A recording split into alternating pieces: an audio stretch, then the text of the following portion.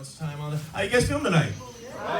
Well, some of you guys, you're sweating like hookers at church right now, huh? You're like, yeah, that's Cindy in the back. She was a hooker. Still is part-time? Part-time hooker. Sometimes she does Uber, sometimes she's a hooker. Depends on the day of the week. Part-time hooker. That's funny as hell. Can you imagine that? 1 minute she's massaging testicles, the next minute DoorDash. You know what I mean? The same hands touching your food. You want that? You didn't think about that, did you? She's not FDA approved. She's not FDA approved. Every day she's hustling. Oh shit. Okay. That is wild. I like this. We're gonna have a lot of fun tonight. Oh man. Nice drive on down over here. This is good. I feel pretty good. I've had some changes in life recently. I started a new day job recently, like a new one. But it's a big change for me because I'm coming from working 10 years in a trade to like this like engineering environment, and it's culture clash because like you used to work in a trade because if you don't smoke cigarettes you get 30 less breaks than everybody else. You know what I mean? And it's not like that anymore. It's crazy. I used to come in and be like, hey man, you think you help me pull this engine? Nah kid, cigarette break. All right, go. You just got here, but whatever. Comes back and you think I'll be pulling this engine out? Nah, kid, you need coffee break. All right, you need coffee break in, let's go. Comes back in from union coffee break. Hey man, you think you can finally help me pull this engine? Gotta buy more cigarettes. Are you shitting me? What's the big deal? I'm your boss. You're the guy that yells at me, so doesn't make any sense. I hate you, Charlie. Now it's wild. Now I'm working this like engineering environment. It's crazy. Like people are eating hummus and shit. Like, it's high end. I work in a place now that has music in the bathrooms. Yeah. Do you know what that's like to work in a place that has music? Do you know what it's like to be just washing your hands and they just got just the two of us just playing in the background? I'm with some guy from accounting. We can make it if we try, just the two of us. Never talked to him before. He looks at me, he's like, just the two of us. I'm like, oh, what the hell? That's so weird. I'm Steve from accounting. Hi, Steve. I don't want you to meet you that way. It's like a Pandora playlist. It's never the fitting song either. You're just doing your thing like, na na na na na. I don't know. It's strange. Big culture shock. Not ready for that. It's when I don't watch a lot of TV, and I get forced to sometimes these ice storms. And I was flipping through the other day, and I saw something that was like drag race on TV, and I'm like, dude, I love fast cars. So I click on it. And it was just men dressed in drag walking down a runway, you know? And I kind of got an idea from it, because I was like, you know what, fine, let's keep the drag queens, all right, but let's actually make them drive cars and go drag racing, right?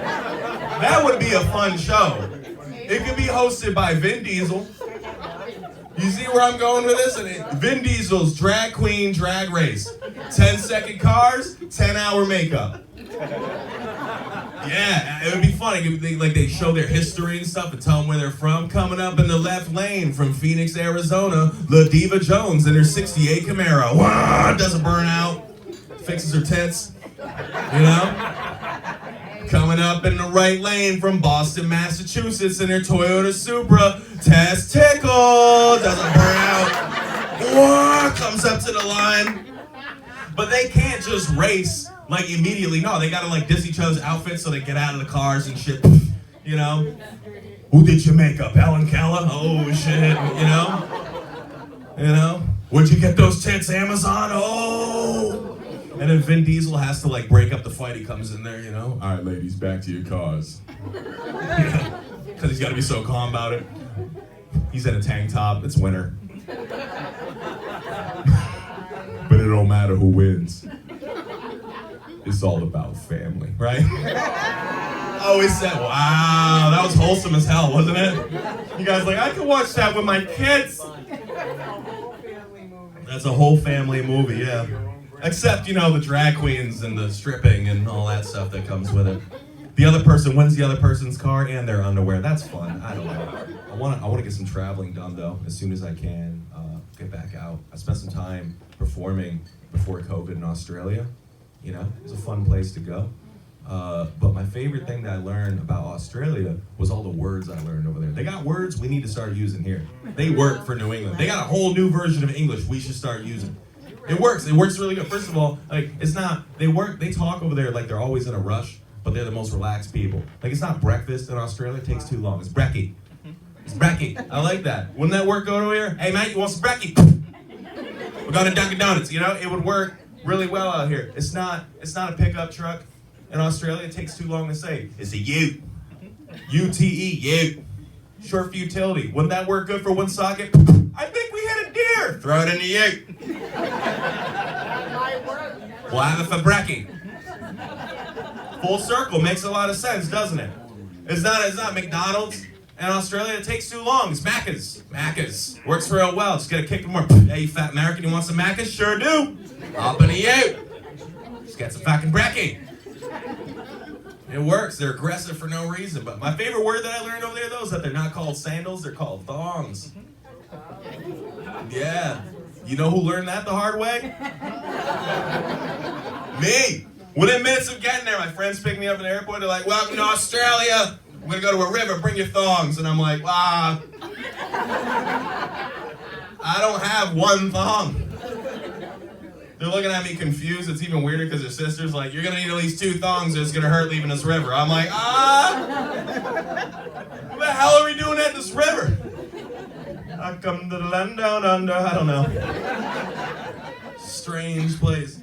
Learned a lot of weird things, though. So it was cool. I came back, though, and I realized I missed simple problems, you know? Because I came back, my fridge crapped the bed, right? And I had to go through everything. And then my fridge recently crapped the bed again, right? So that's annoying. But now, like, no stores have anything. So I got to go through the process of buying a new fridge, and I don't know why they make it complicated. They're like, sir, what are you looking for in a fridge? I'm like, a square and cold? I don't know. What do you have in stock? I don't care what it is. GE, Toshiba, Yoshiba, Honda, Mazda, Mitsubishi. I don't care. Just give me a fridge. Give me something. I want something. I don't like how just because I'm a younger guy, they're always trying to sell me the smart appliance. Like, you got to get the new Samsung smart fridge. It lets you know what you're low on. What? I know what's in my fridge. At any given point in time, you can be like, Derrick, what's in your fridge? I'm like, dude, I got half a plate of buffalo chicken dip and some almond milk because my brother's a bitch. I mean lactose intolerant, but you know what I mean. Listen, lactose intolerant people, usually they're willing to suffer for their vice, aren't they? Like, you can't give peanut butter to someone with a peanut allergy. Hell no, you wouldn't do that. But if you take someone who's lactose intolerant and put some mozzarella sticks up in front of their face, they'll start sweating. Okay? They'll start looking.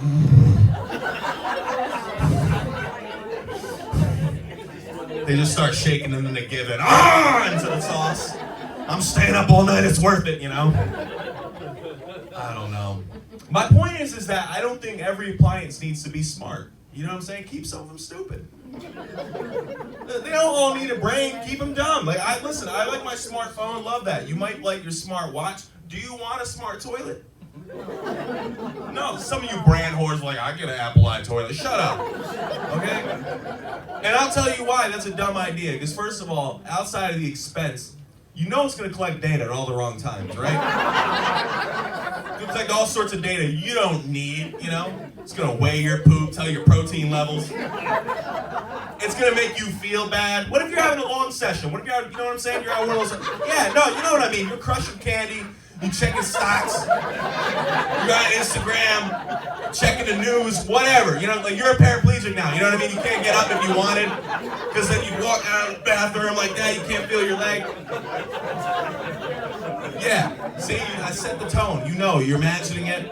What if you're doing that? All of a sudden, it's like, you've been on the toilet for 45 minutes. Shut up, Siri.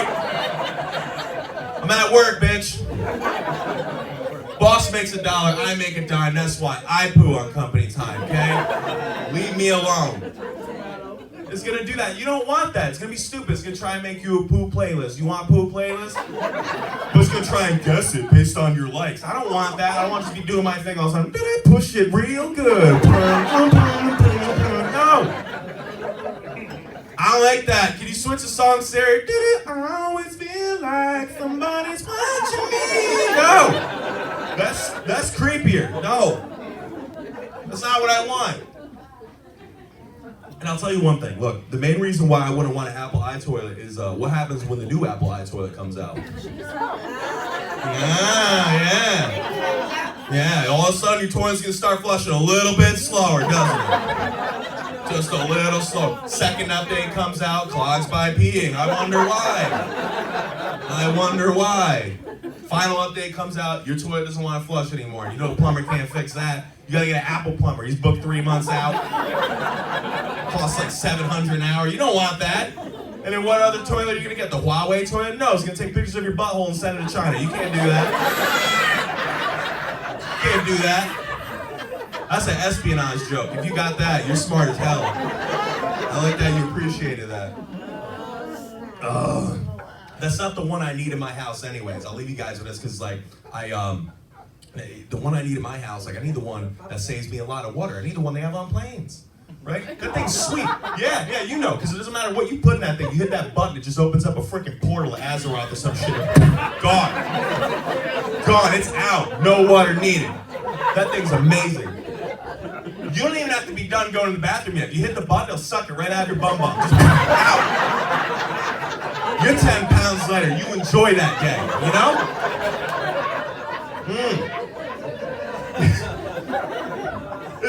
You're gonna think about that next time you're constipated. I'm like, you know what? I don't have to wait. I don't need no Pepto Bismol today. Oh man, I used that thing on the way back from Australia. And I carried like a too much seal in my butt cheeks. I almost thought I was gonna take my nutsack right with it. Whoa! I didn't shave down there. That's impressive. Is all I'm trying to say. I used to wonder as a kid, do they have a tank that it all goes into? Or do they just shoot it out the back and some kid in Kentucky gets pink eye? Guys, my name is Derrick Fonseca. You guys having a good time so far?